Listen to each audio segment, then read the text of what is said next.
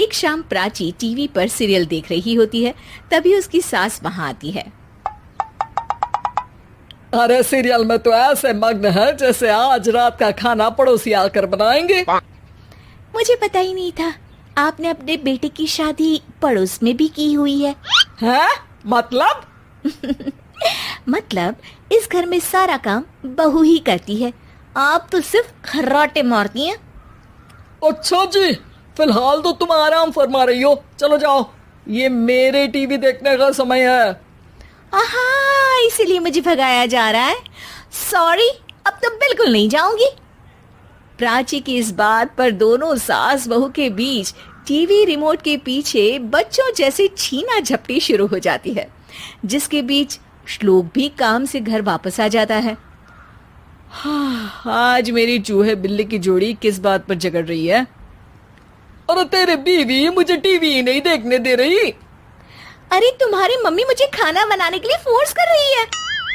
अरे वाह, ऐसे बेतुके रीजन पर तो बच्चे भी झगड़ा नहीं करते। अरे मुझे कुछ मत बोल, सब इसने ही शुरू किया है। हाँ हाँ, जैसे आप तो बहुत दूध की धूली है ना। अरे बस, दोनों चुप।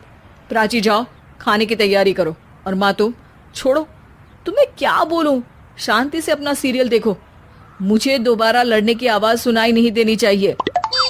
ऐसा बोलकर श्लोक वहां से चला जाता है, जिसके पीछे पीछे प्राची भी कुछ न कुछ बड़बड़ाते हुए रसोई में चली जाती है। हाँ हाँ, सासू जी को तो कुछ बोलेंगे ही नहीं, बस मुझ पर ही हुक्म चलता है, खाना बनाओ, जैसे मैं इनके घर में खाना बनाने के लिए आई हूँ। इसी तरह शाम बीतती है और रात को श्लोक और प्राची की सास खाना खाकर सोने चले जाते हैं, लेकिन प्राची गुस्से में कुछ खाए बिना काम में ही लगी रहती है। इस घर में किसी को घंटा फिक्र नहीं पड़ता, मैं खाऊं या भूखी रहूं। प्राची कुछ देर के लिए रसोई से बाहर जाती है और जैसे ही वापस आती है तो वहां दूध का भरा ग्लास देखकर हैरान रह जाती है। फिक्र पूरी है, बस दिखाना नहीं है।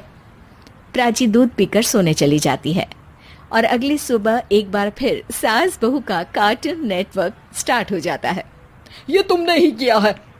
अरे अजीब जबरदस्ती है, मैं बोल रही हूँ मैंने कुछ नहीं किया। दोनों ने मिलकर पूरे घर को पागल खाना बनाया हुआ है।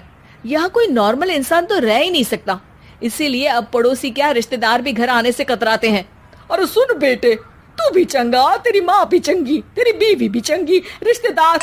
हाँ जी, आपको नहीं पता क्या, गंगाधर ही शक्तिमान है, रिश्तेदार ही। हाँ हाँ,